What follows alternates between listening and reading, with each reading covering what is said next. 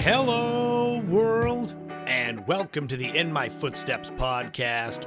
I am Christopher Setterlin, coming to you from the vacation destination known as Cape Cod, Massachusetts, and this is episode 232. Valentine's Day has come and gone, but we're going to continue the month of love all through February. This week's heart-shaped box of Gen X nostalgia is going to kick off with a look back at the final 10 games ever released for the original Nintendo Entertainment System. We're going to go way back in the day for those of you that hate Valentine's Day. We're going to look back at Rodney Alcala, the infamous dating game killer. There's going to be a brand new top 5 as we look back at the top 5 teen idols and teen queens of the 1970s. And there's going to be a brand new This Week in History and Time capsule looking back at the life and career of beloved 90s comedian Chris Farley. All of that is coming up right now on episode 232 of the In My Footsteps podcast. So did everybody have the best Valentine's Day they could? Whether you celebrated with someone you love or celebrated by yourself eating McDonald's by the beach? I did neither. I spent my Valentine's Day, my Valentine's week, down at the Cape Cod ice flows that have flooded the Bay of Cape Cod for the last almost month. Shooting those videos and sharing them across my social media, I guess has been my kind of Valentine to everyone out there that follows me. My plan, whenever these ice flows finally all melt, is to put together some kind of a compilation video, maybe me talking about the whole experience, spliced in with many of the dozens of videos and photos that I've gotten. So be on the lookout for that, probably sometime next month in March. But before we get into the actual podcast, thank you all for tuning in. Thank you for making me part of your week. Your weekly dose of Gen X nostalgia. As you heard in the rundown of the show, we've got topics that run the gamut as far as nostalgia goes. Nintendo, murders, comedy with Chris Farley. It's like organized chaos. As always, I cannot start the podcast off without thanking my biggest supporters, my Patreon subscribers, Lori, Mary Lou, Ashley, Kevin, Leo, Marguerite, Neglectoid, Crystal, Matt, Dr. Shrimp Porto Chico. Thank you all for being my biggest supporters, my biggest backers, the ones that literally put their hard-earned money where their mouth is to support me, my never-ending quest to be a totally self-employed content creator. And in the past few weeks, there's been lots of content, several different videos each day of the Cape Cod ice flows. You can find those all over my Instagram and my TikTok page. You too can become a subscriber on Patreon and get a shout out at every podcast episode for $5 a month. You get access to loads of bonus content like bonus podcast episodes, long form ones where I read over old initial impressions blogs from 14, 15 years ago and I try to decipher the cryptic posts and what I was talking about back then. You also get access to the hidden track bonus podcasts. Those are shorter form, including the most recent one about the most dangerous toy ever created.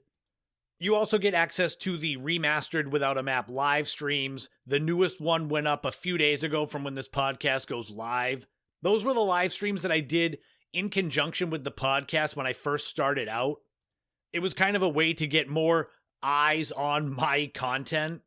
With all of the new followers I've added on Instagram, I'm actually debating bringing those back. Because I've basically got 3 times the subscribers I did back then, so maybe I'd get a lot more eyes. As I say every time, we can get into more housekeeping at the end of the podcast. But let's continue the month of love on the In My Footsteps podcast, looking back at the final games released for one of the most beloved video game systems ever created. So let's dive into the last original Nintendo games. On October 18th, 1985, the original Nintendo Entertainment System was released in the United States. It received a far wider release in the US later on in 1986 becoming the most beloved and most popular video game console ever. Many kids my age can remember spending loads of hours playing Super Mario Bros., Legend of Zelda, Metroid, Castlevania, Mike Tyson's Punch-Out!, while also somehow finding loads of time to be outside enjoying the world. In total, between officially licensed and unlicensed games, there are approximately 1,300 possible titles you could play for the original Nintendo Entertainment System. But as popular and beloved as the NES was, technology always comes, times change. On August 23rd, 1991, the next evolution came with the official release of the Super Nintendo Entertainment System. By that time, I was a Sega Genesis owner and player. I didn't really notice when the SNES came out, but an interesting fact, just because the SNES came out doesn't mean that they stopped making games for the original Nintendo. In fact, there's an overlap of more than 3 years where Nintendo was making games for both the original NES and the SNES. And what we're going to do right now in this segment is we're going to look back at the final 10 games to ever be officially released for the Nintendo Entertainment System. Because despite there being the brand new shiny Super Nintendo, so many people still loved the original console. They didn't want to just give it up. This was the compromise by the company. They would keep making original Nintendo games for a while, but eventually they would focus all their attention on the Super Nintendo. So this list is going to count backwards from the 10th to last game to the actual last. 10 is a game called Mickey's Adventures in Numberland.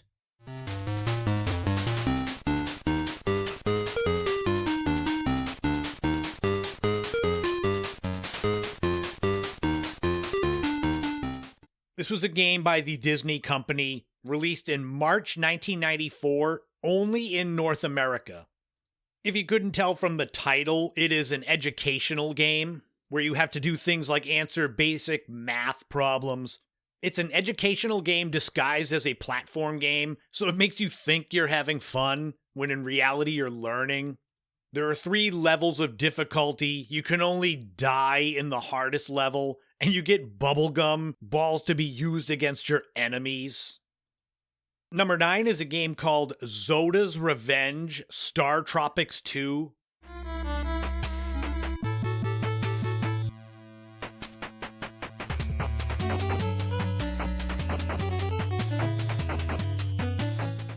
This is also a game that was only released in North America. If you couldn't tell, it is a sequel to the original Star Tropics game, which was released in 1990. It's an action-adventure game. Your character is named Mike. There are 9 different levels you've got to play and beat different bosses from those levels. This is a game where there's not much known about it. I guess it's more of a forgotten title. I would think in order to make an impact with the final NES games, they would have to be something spectacular. Otherwise, people would just be like, nah, I'll go play Super Nintendo. Number 8 is a game called Detach J-League Super Top Players.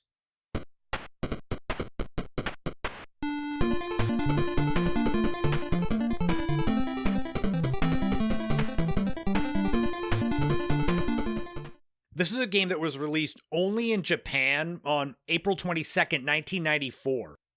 This is a soccer game, one of dozens of different soccer games released for the NES during its lifetime.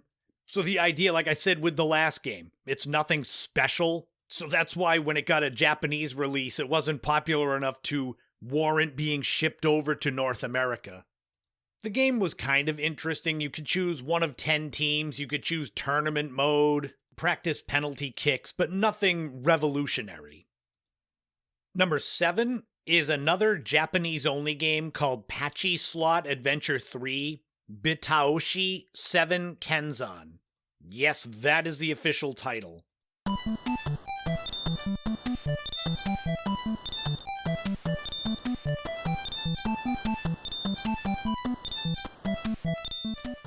This game was released for the NES on May 13th, 1994 in Japan.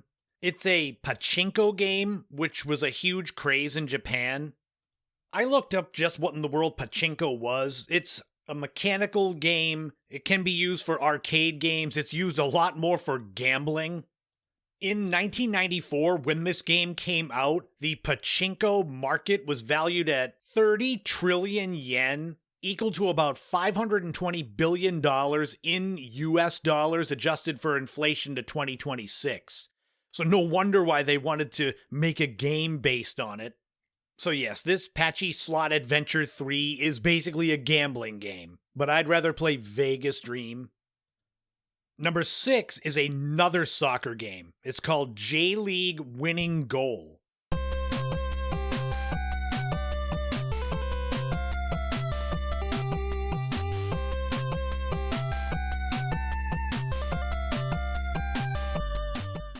This was also only released in Japan on May 27th, 1994. As I mentioned a few entries ago, there were loads of soccer games for the original NES, which made it hard for any of them to stand out. The irony is, it's like they didn't learn their lesson, and it only got worse for the Super Nintendo, with more than 60 soccer games released for that console. Reviews at the time of J-League Winning Goal said it was average at best, which when you're trying to break into the market, the dying market of the original NES, I don't think average at best is going to get you any sales. You can see with these most recent ones that I'm talking about, they were Japan only, because I think the SNES caught on so quickly in the US that there was no need to ship in any more original NES games. I say that, and then we move on to number 5, which is a tried and true character, Mario's Time Machine.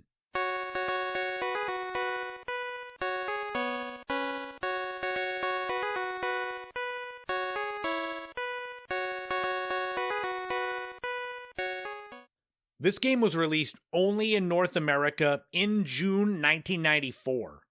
So the idea, if you release a bunch of soccer games, no one's going to care. But if you throw a game out there with Mario on it for the NES, you might get some sales. The trouble was, they had already released a similar game for the SNES, and this was another educational game disguised as a fun platform game. If you couldn't figure it out from the title, Mario's Time Machine has to do a lot with history. There's the education. A little fun fact is that before this game came out for the NES, they actually had a computer version, an MS-DOS version of Mario's Time Machine. In total, it was one of more than a dozen Mario-themed or Mario-titled games for the original NES. And if you were curious, there are more than 200 Mario games in total. This is across all platforms. This is ones that include offshoot characters. So I'm not saying there's 200 Super Mario Brothers. It's just Mario, the characters, educational foolishness that didn't catch on.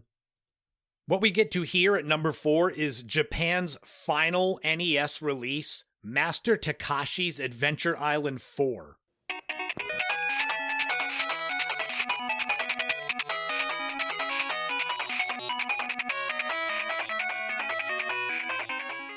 This came out on June 24th, 1994.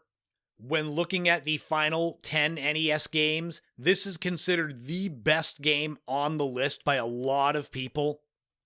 This adventure game, you are Master Takashi trying to rescue your dinosaur companions. Despite it being considered the best of the final NES games, it did not sell well, which would probably explain why it was Japan's final NES release. It's like if you pour all that effort into making a really good game on a almost obsolete console, and then it doesn't sell well, it's kind of like, all right, let's go to the SNES. It is an interesting fact that despite the Nintendo being originated in Japan, that Japan stopped making games for it before North America did. We're getting to the final 3 here. The third to last game ever released for the original NES was Disney's The Jungle Book.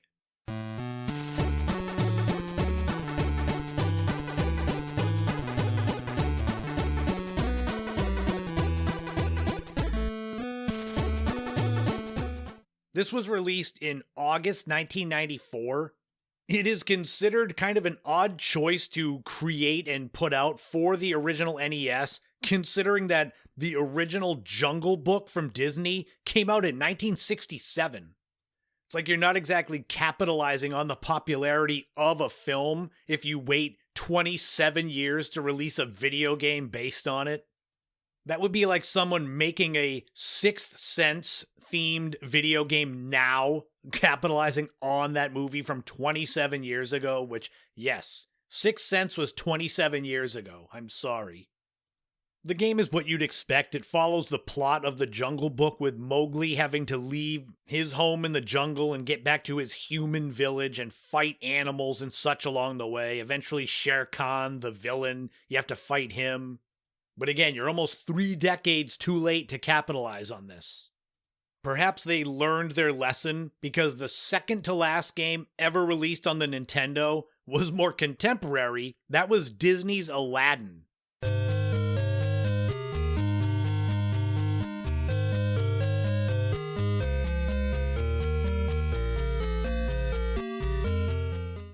There's an interesting little caveat here in the fact that this game was released a little earlier in North America in 1993. It was released officially in Europe on December 31st, 1994.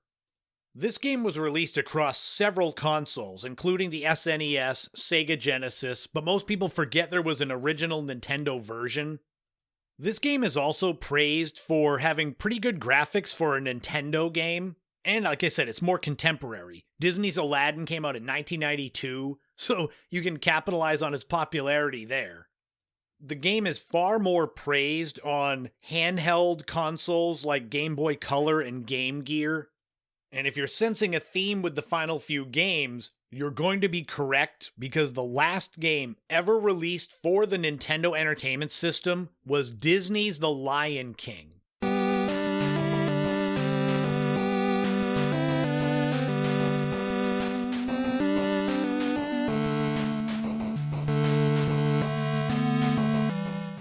Yes, the last 3 games released for Nintendo were all Disney properties. I had honestly thought it was going to be some sort of Mario game, but I was wrong. Disney's The Lion King was released on the NES in Europe only on May 25th, 1995. That means that this game for the original Nintendo was released 6 months after the release of the original PlayStation. It's just fascinating that those two consoles had any kind of crossover period. But being that this was the last Nintendo game ever, the developers basically put out the same version of The Lion King that was available for the SNES, Sega Genesis, other systems like Amiga computers, Game Gear, and Game Boy. The only difference between this game and the ones for the other systems was that the graphics were significantly downgraded. The game follows young Simba as he grows up and then leads to a final battle with his uncle Scar. But there you go, that's the answer to the trivia question: what was the final game ever released for the original NES, Disney's The Lion King? And it wasn't even an original game just for the Nintendo. It was one that was released on multiple different consoles. Did you think that in 1995 they were still releasing games for the original NES? My thing is, when was the last time you played the original Nintendo? I'm talking when it first came out. I got the Sega Genesis, I believe, in 1991. I'm sure we still had the original Nintendo at my house, but I was over it. I wanted the 16-bit Sega Genesis, Sonic the Hedgehog. In the future on the podcast, I'm going to do segments about the final games released for Sega Genesis, Atari, SNES, because this was a lot of fun to go through and research. And if this segment gave you the hankering for playing some old NES games, visit retrogames.cz. They've got hundreds of old vintage console games you can play online. I've shared them a few times on the podcast. I'll put a link to their site in the podcast notes if you want to go and spend some time playing old video games after you listen to the podcast.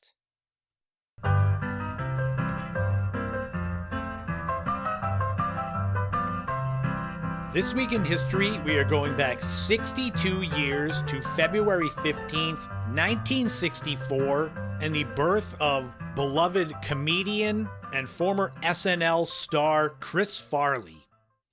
It is hard to believe that Chris Farley would be 62 years old and that he has been dead for nearly 30 years.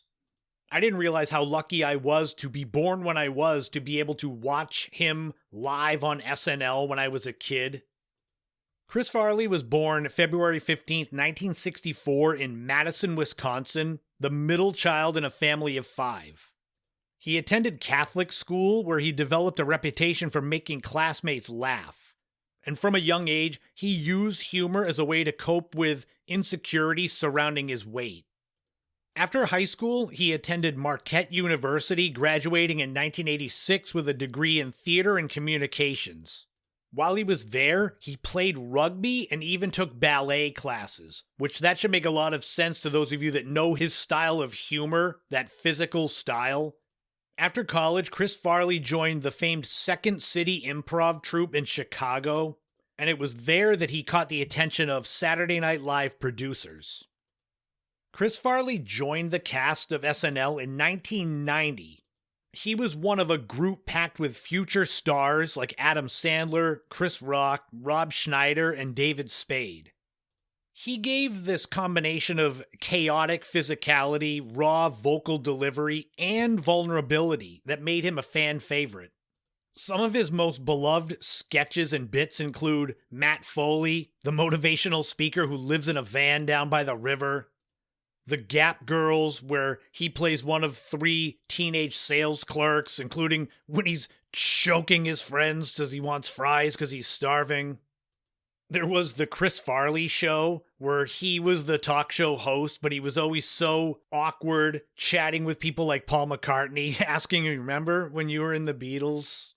Perhaps his most famous SNL sketch was the Chippendales Dancer one with Patrick Swayze. And that's where you see his ballet training come into play, where he could dance, and he was a big dude. By the time he left SNL, he had already started to transition to Hollywood, having roles in Wayne's World, Coneheads, Airheads, and then his breakout role in Tommy Boy in 1995. This showed the chemistry with Chris Farley and David Spade, and they replicated that in 1996 with Black Sheep. Chris Farley's run in Hollywood kind of mirrored Adam Sandler's beginnings in Hollywood, where people my age loved all of the movies and we go see them in the theaters, but they didn't get great critical marks. Critics didn't see Tommy Boy or Black Sheep or Beverly Hills Ninja or Almost Heroes as critical successes, but they would typically make money because fans of his would go to see them, like me. A fun fact that some of you might know is that before his death, Chris Farley had recorded more than half of the dialogue for the movie Shrek. He was the original Shrek. You can go online and you can find kind of storyboards of Chris Farley as Shrek with Eddie Murphy as Donkey. It is mind-blowing.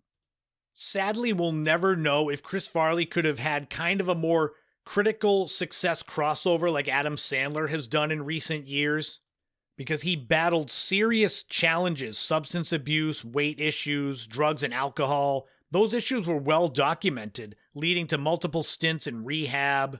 There were times when SNL creator Lorne Michaels suspended Chris Farley, sending him to rehab programs to try to save his life.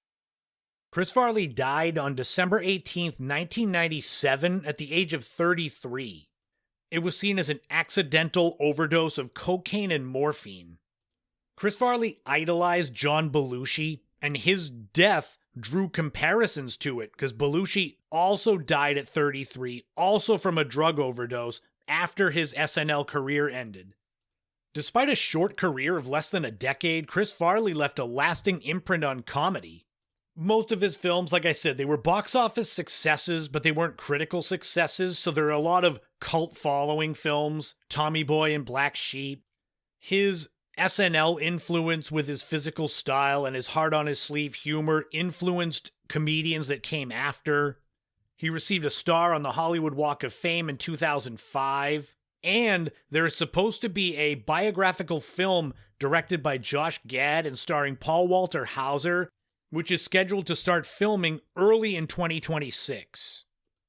Chris Farley was a rare comedic force, bold, vulnerable, wildly physical, and undeniably human. He made you laugh, he made you cry. He also gave you pause when you realized the struggles he was going through behind the scenes. And even though he was gone way too soon, his work still resonates with audiences decades later. And that beloved comedian Chris Farley was born 62 years ago this week in history. Now we're going to open up a brand new time capsule.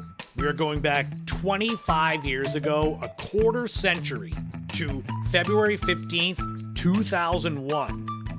Yes, that's right. 2001 was 25 years ago. What was going on in the world of pop culture back then? Well, let's find out. The number one song was Miss Jackson by Outkast.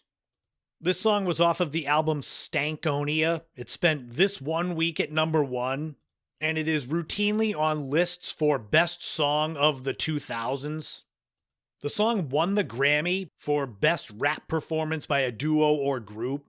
The album Stankonia has sold well over 5 million copies worldwide, and it set the stage for the massive success of their follow-up album, Speakerboxxx The Love Below, which included the hit song Hey Ya.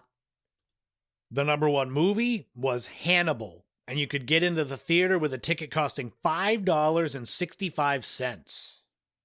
This is the sequel to the Silence of the Lambs movie, supposed to take place 7 years after the original ended, as we continue to track Dr. Hannibal Lecter. This movie is known for having Julianne Moore replace Jodie Foster as Special Agent Clarice Starling. The film was a massive success, making over $350 million on a budget of $87 million, but it was a critical flop, as it is only 39% fresh on Rotten Tomatoes. Interestingly, the prequel film Red Dragon, which came out in 2002, was less of a box office success, but way more of a critical success. The number one TV show was ER. This is the medical drama created by Michael Crichton, probably one of the most popular and critically acclaimed series in the history of television, on from 1994 to 2009. It helped make the careers of people like George Clooney, Anthony Edwards, Juliana Margulies, Noah Wyle. It finished in the top 10 for ratings in each of its first 10 seasons, including 3 seasons where it was the number one show on television. And if you were around back then, February 15th, 2001, cell phones aren't really a big thing yet, so we still had landlines with cords. But don't worry, it's not all bad, because if you go into Radio Shack, you can get one of their phones with character. These were supposed to make making telephone calls fun. They included M&M's characters, the polar bears from Coca-Cola. There was a phone that was an M&M's candy dish. There was a phone that was a Slinky. Goofy, Scooby-Doo, Mickey Mouse, Winnie the Pooh. You could get any of those characters basically as a phone with the receiver as part of their heads. It would only set you back $79.99. Fun not included with these phones. But that wraps up another time capsule, another This Week in History. Now we got a brand new top 5. These are going to be people that those of you that grew up in the 70s remember being on the covers of all the teen magazines. So let's look at the top 5 teen idols and teen queens of the 1970s.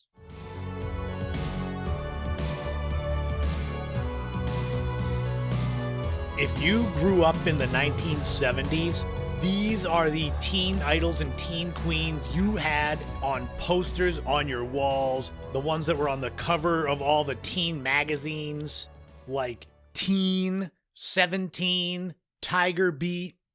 Did any of you read any of those back in the 70s? Well, for this top 5, what we're going to do is we're going to look at the top 5 teen idols and teen queens, so 5 each, male and female. I was born in 1977, so I didn't have any posters on my wall of celebrities back then. But even I, before I did any real in-depth research, came up with a handful of names just based on what I know of the decade. This week's top 5 is one of the reasons why I usually say in most of the top fives, there's some honorable mentions because there are no honorable mentions this week. What we're going to do is we're going to do the top 5 teen queens first because ladies first. So for all of my listeners, probably late 50s and above, we'll see how many of these ladies adorned your wall or were your first celebrity crushes. So without further ado, let's get into it. Now, these top 5s, they're in no particular order, and we're kicking off the list of 70s teen queens with number 1, Olivia Newton-John. I could say that she played Sandy in the movie Grease, and that would probably be enough for most of you. But by the time she was in that movie, she had already been a pop star for most of the 1970s. She burst on the scene in 1971, and interestingly, 2 of her first singles she released were both songs that were recorded also by George Harrison, If Not For You, which was written by Bob Dylan, and What Is Life. She really broke through with her 1974 smash, I Honestly Love You, and she had several hit songs from the Grease soundtrack, You're the One That I Want, Summer Nights. Interestingly, her film career kind of took a dip after Grease. She was in the 1980 film Xanadu, which did not get good reviews, and her acting credits kind of went down from there. Number 2 is Valerie Bertinelli. Valerie Bertinelli is an actress. She had her biggest claim to fame in the 70s on the TV show One Day at a Time. She played Barbara Cooper Royer. One Day at a Time was a major hit. It was on the air for 9 seasons from 1975 to 1984, with Valerie Bertinelli being one of the main stars for the entire run of the show. She remained a star throughout the 80s and 90s, but never really reached the peak again of her fame with One Day at a Time, where she was a teen queen. But that's all right. She did win 2 Emmys for One Day at a Time, so there's nothing wrong with that. Number 3 is Maureen McCormick. She is most well known for playing Marcia Brady on The Brady Bunch. She was on the show for its whole run from 1969 to 74. And in all of the spin-offs and TV movies. As with a lot of young actors and actresses, it's hard to escape a character or a role that you're put into. So with her claim to fame being Marcia Brady, it was hard for her to play anyone else. She had a few small recurring roles on The Love Boat, Fantasy Island, but it always came back to her playing Marcia Brady again. To give you an idea of how young Maureen McCormick was when she was on The Brady Bunch, she will turn 70 years old in August of this year. The Brady Bunch went off the air, the original show, 52 years ago. Just a little fact I found interesting. Number 4 is Christy McNichol. She got her start in 1976 on the TV show Family as Letitia Buddy Lawrence. She started acting at the age of 12 in 1974 and had a couple of lucky breaks because Desi Arnaz, who you might remember from I Love Lucy, he was a friend of the family. She was nominated for the Emmy for Best Supporting Actress in a Dramatic Series 3 straight years, winning it in 1977 and 79. She was all over talk shows at the time. She was, much like several of these people on this list, on the Battle of the Network Stars shows, which at some point I'll do a segment on the podcast. For those too young to know what they were, it was basically everybody that starred in shows on a certain channel coming together as a team to battle other networks in games and such. Despite not having as much fame as an actress after leaving the show Family, she was also Golden Globe nominated. Not only for Family, but for the movie Only When I Laugh. And finally, number 5 on the list of 1970s teen queens is Marie Osmond. She is a singer, an actress, known for her girl next door kind of personality and appearance. She and several other members of her Osmond family made their debut on the Andy Williams Show, and she later had several country hits in the early 1970s. Her biggest hit song in the US was 1973's Paper Roses, which topped the charts at number 5.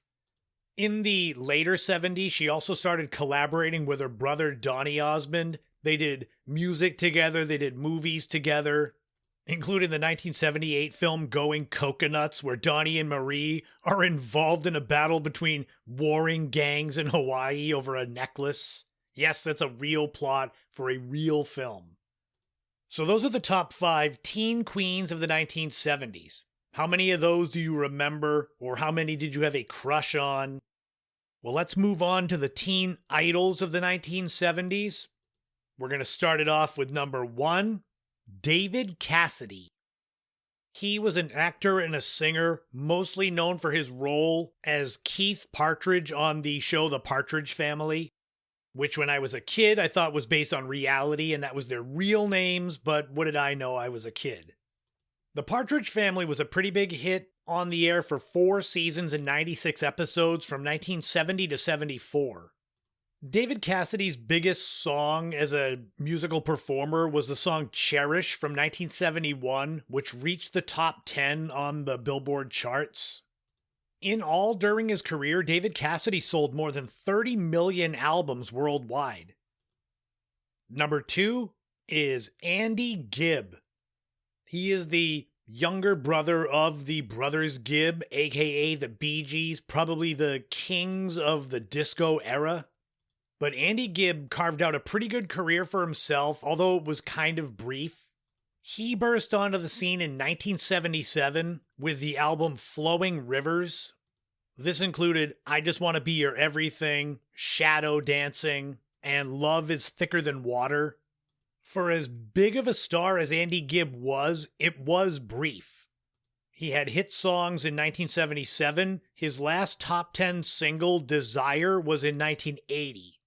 But while he was on top, he was on the cover of all those same magazines, and his music was heard in so many disco clubs at that time. I think his last real brush with fame was when he was on Punky Brewster in 1984 playing a piano teacher, performing one of his last hit songs, I Can't Help It. Sadly, years of substance abuse weakened his heart, and he passed away in 1988, only a few days after turning 30.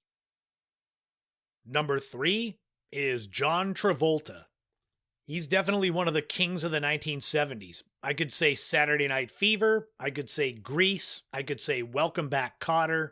Some of you might even remember him from commercials from before he was on Welcome Back, Kotter, like for Band-Aid. So yes, Travolta had his biggest hits as a musician when he was partnered with Olivia Newton-John, including the number 1 song, You're the One That I Want. But to his credit, he did have a top 10 single on his own in 1976 with Let Her In. For as massive of a star as Travolta was in the 70s, he actually had about a 10-year lull in his career, where sure, my introduction to him was Look Who's Talking in 1989, but it took until 1994 and his role as Vincent Vega in Pulp Fiction for Travolta to really return to the heights he was in the 70s. Number 4 is Leif Garrett. He was an actor and a singer. He had the boyish good looks and that kind of wholesome natural style. When thinking of teen idols for this segment, he was one of the first that came up, mostly because his biggest fame was when he was a teen. His biggest hit was I Was Made for Dancin' in 1978. That topped off at number 10. And his first 2 albums were in the top 40 on the charts, but his fame quickly fell off, and unfortunately, as with many younger stars that have fame and then have fame kind of fade away, he fell into drugs and alcohol, which then consumed the rest of his career, including the infamous November 1979 Porsche accident that left his friend a paraplegic. This was brought full circle by the 1999 VH1 Behind the Music episode, where Garrett meets this man again, Roland Winkler, and they kind of reconcile. And finally, number 5 on the list of top 5 teen idols. We're going to keep this kind of symmetrical to the teen queens with number 5, Donny Osmond. Yes, that was intentional to have Donnie and Marie end both. He rose to fame performing with 4 of his brothers in the Osmonds group. Donny Osmond actually had 6 top 10 singles, including hitting #1 with Go Away Little Girl in 1971. Obviously, like I said, he paired with his sister Marie a lot, like their show Donnie and Marie in 1976.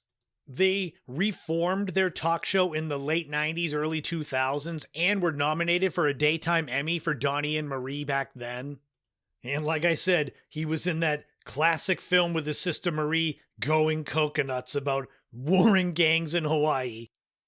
Part of me actually wants to watch it and see if it's as foolish as I think the premise makes it sound out to be, but I don't know if I want to waste that time. But there you go. Top 5 teen idols and teen queens of the 1970s. Did any of these people take up space on your walls with posters? And if you've got the hankering for more teen idols and queens, back in episode 194, I did a segment on 60s teen idols and queens. So you can see I'll be continuing that trend, 80s, 90s, 2000s, in the future.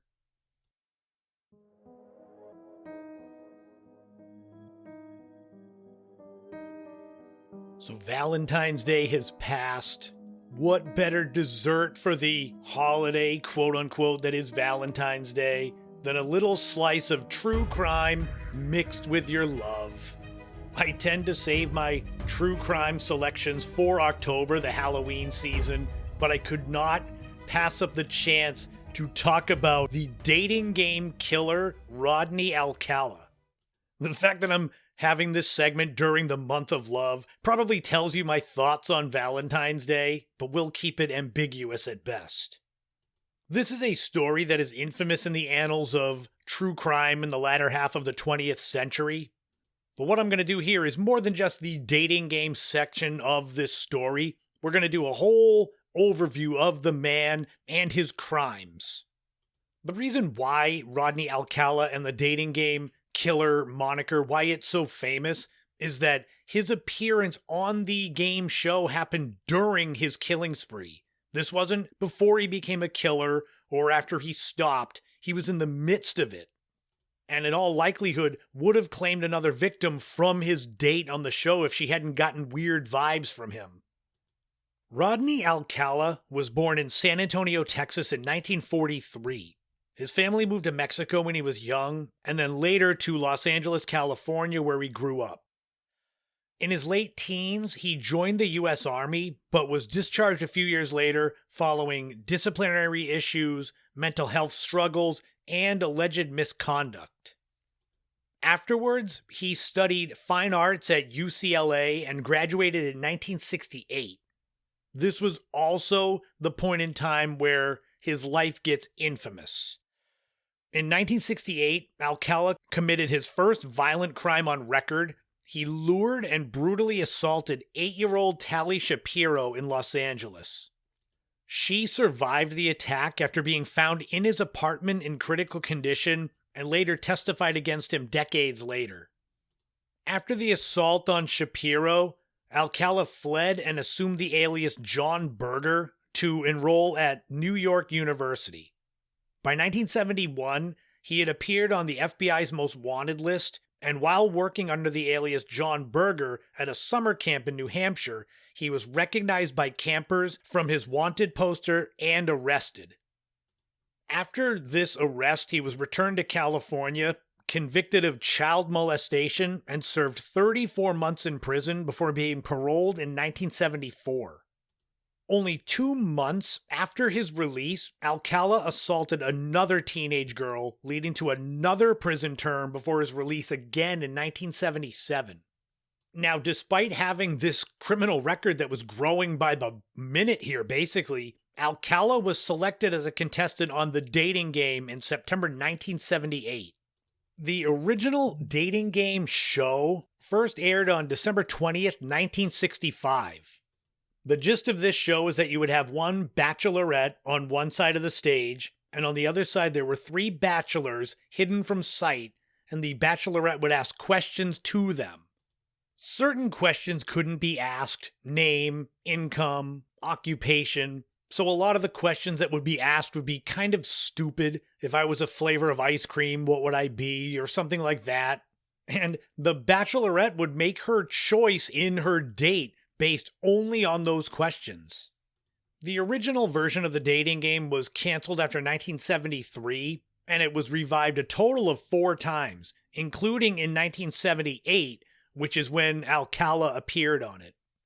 The idea of people that were famous or before they were famous being on the dating game was not a new thing. I mean, Rodney Alcala didn't get famous in a good way. But on that original run of the dating game, you had future stars like Farrah Fawcett, Suzanne Summers, Leif Garrett, Lee Majors, Tom Selleck. They were all on the dating game.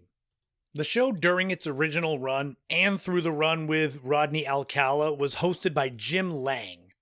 It would end with him and everyone else on the show blowing a kiss to the camera. In September 1978, Rodney Alcala was on the dating game, presenting himself as a successful photographer who also enjoyed adventurous hobbies. Bachelor number 1 is a successful photographer who got his start when his father found him in the dark room at the age of 13, fully developed. Between takes, he might find him skydiving or motorcycling. Please welcome Rodney Alcala. Rod, welcome. During this episode, Bachelorette Cheryl Bradshaw was the one that asked questions of the bachelors. Here are a few of the key questions that she asks and Rodney's really weird and creepy answers. Bachelor number 1. Yes. What's your best time? The best time is at night, nighttime, Why do you say that? because that's the only time there is. The only time? What's wrong with morning, afternoon? Well, they're okay, but nighttime's when it really gets good. A bachelor number 1. I am serving you for dinner. Oh, What are you called and what do you look like? I'm called the banana, and I look really good. Cheryl Bradshaw chose Bachelor number 1, Rodney Alcala. Welcome back to the dating game, and Cheryl, we have reached the moment of truth, as we call it.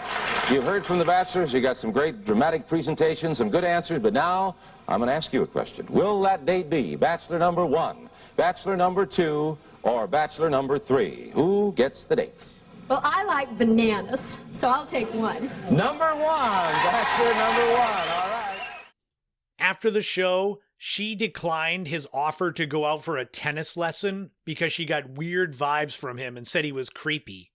The only real thing that was true about Rodney Alcala was his claim of being a photographer. By the time of his appearance on the dating game, after getting a job at the Los Angeles Times, he had lured 5 women to his home under the pretense of a photo shoot, only to beat, rape, and strangle them. And this guy was on national television on a dating game show. So Bradshaw declined going out with Rodney Alcala, and he did not take that well. It led to him murdering 12-year-old Robin Samso early in 1979. Alcala often used his photography as the ruse to approach women and girls, either offering a photo shoot at his home or stalking and manipulating personal trust in potential victims before a murder.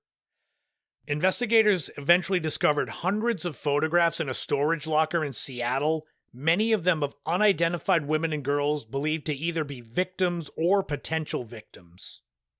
It was the murder of Robin Samso that led to his arrest. Alcala's confirmed violent crimes include the murder of at least 7 victims, though he and law enforcement say it's more, with law enforcement saying he may have killed up to 130 people across several states. In 2010, DNA evidence linked Alcala to a string of murders in Southern California from the late 70s. A jury convicted him of 5 counts of first-degree murder, including the murder of Robin Samso, and 4 other adult women, Jill Barcombe, Georgia Wickstead, Charlotte Lamb, and Jill Parento. Alcala was sentenced to death for these murders. In 2012, cold case investigators in New York reopened older cases and linked Alcala to the murders of Cornelia Crilly and Ellen Jane Hover. He pleaded guilty to these and received an additional 25 years to life sentence in state prison. Even in later years, other investigations and suspicions came around, with authorities linking Alcala to additional unsolved homicides, including the 1978 murder of Christine Ruth Thornton, who was a pregnant woman whose remains were found years after her disappearance. Although most of the encounters with Alcala ended in murder, at least 2 girls survived the violent assaults. Most notably, it was Tally Shapiro, who was assaulted in 1968. She testified at Alcala's 2010 trial. Another girl in 1968, Morgan Rowan, escaped when friends intervened. Both of those survivors have since spoken publicly about their experiences and their healing. Sadly, despite all of these murders, Alcala died of natural causes July 24th, 2021 at the age of 77.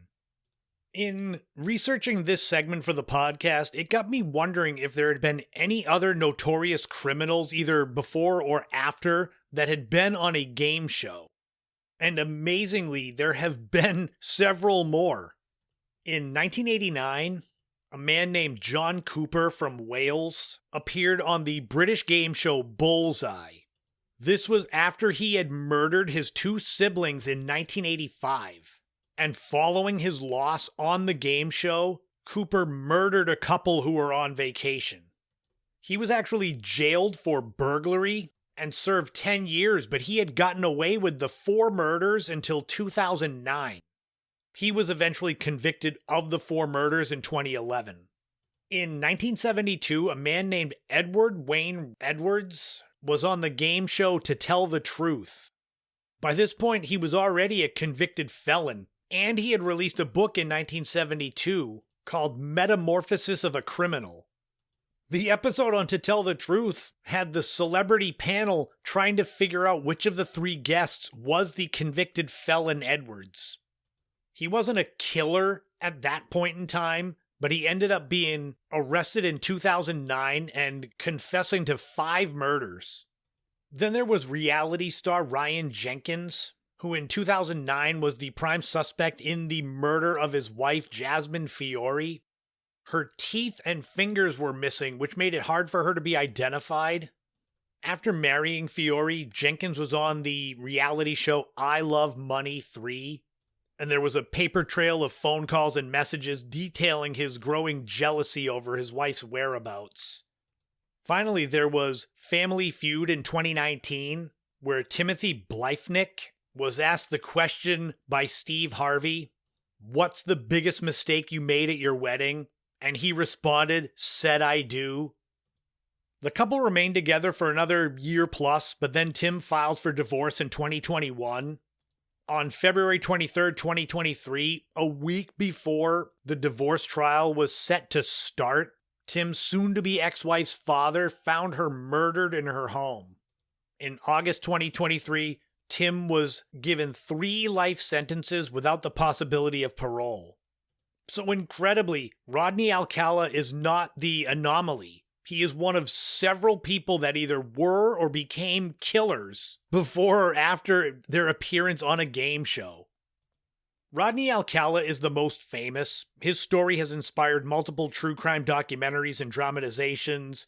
There was a recent high-profile example in the Netflix film Woman of the Hour, which mixes factual timeline elements with artistic narrative to explore how Alcala met his near victim on the dating game. So there you have it, the story of Rodney Alcala, the serial killer who gained lasting infamy as the dating game killer after his appearance in 1978 on that game show. But until next week, that's going to wrap up episode 232 of the In My Footsteps podcast. Thank you so much for tuning in.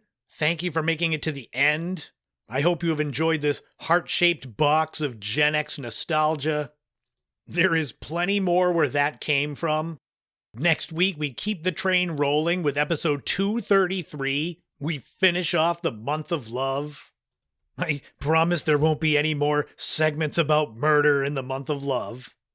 We're going to take a look back at some beloved defunct bookstore chains.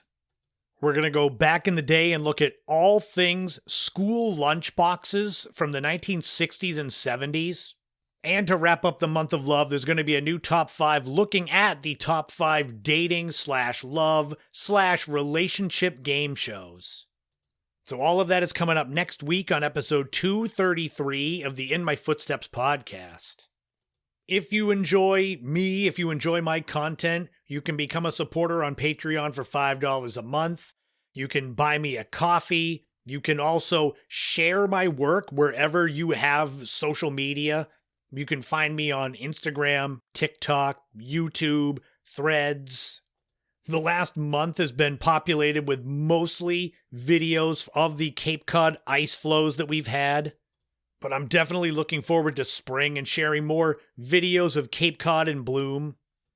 In the podcast notes, I have a link to the Cape Cod Cthulhu page where you can get your Blu-ray copy of my acting debut film. As I've said, it'll probably be available on streaming sometime in the next few months, so I will let you know about that as well. We're also in the home stretch of finishing up the When Henry Met Henry short film. We shot it back in October. It's pretty done with editing. Then it's just a matter of where it's going to be shown. And when I have more details, I will share it with you. I'm kind of just flying by the seat of my pants here. And of course, later in the spring, I will give you updates on my feature-length film debut as far as producer, screenwriter, The Cabin. That one we're in kind of the hurry up and wait phase. I wrote the script, the director liked it. We haven't done any rewrites yet. I'm sure there will be at some point. But considering that we're not filming it until sometime late in August, there's a lot of time. If you're interested in any of my 10 books, you can go to my website, ChristopherSetterlin.com, or you can go to Amazon. They've got all my books as well. Sometime in the next few months, I'll be learning how to take control of my website. Then it will be updated a lot more with a lot of the stuff I've got going on now. The website was created and is run by my oldest friend, Barry, but the thing is, he's so busy with his actual job. Mine is the last site that he's had any hand in, so I'm hoping to learn how to do it myself so that he doesn't have to spend his time fixing my stuff. And whether it's warm outside or if you're still buried under snow, don't worry, we've got about a month to go until spring. Not that that changes everything immediately. On Cape Cod, we don't really get a spring until May. It's basically the end of March through April. It's mid-40s, drizzle and fog, probably 6 out of 7 days. It's like we turn into Seattle, Washington. So if the weather's terrible, just stay inside and binge some TV shows. I highly recommend 11/22/63 and Castle Rock, both on Netflix, both Stephen King shows. Of course, when it is sunny, make sure to get out there and get that vitamin D. This is the time of year for seasonal affective disorder, basically being depressed because we're stuck inside. But you can combat that. Just go and walk outside as long as my podcast lasts. It's usually an hour or less. You can get some good mileage in that amount of time. Just make sure to take care of your mental health. That's the most important thing. I'll try to do my best with the podcast to add some dopamine or serotonin to your brain. But until next time, remember, in this life, don't walk in anyone else's footsteps, create your own path, and enjoy every moment you can on this journey we call life, because you never know what tomorrow brings. Thank you all again for tuning in. This has been the In My Footsteps podcast. I am Christopher Setterlin, and you already knew that. I'll talk to you all again soon.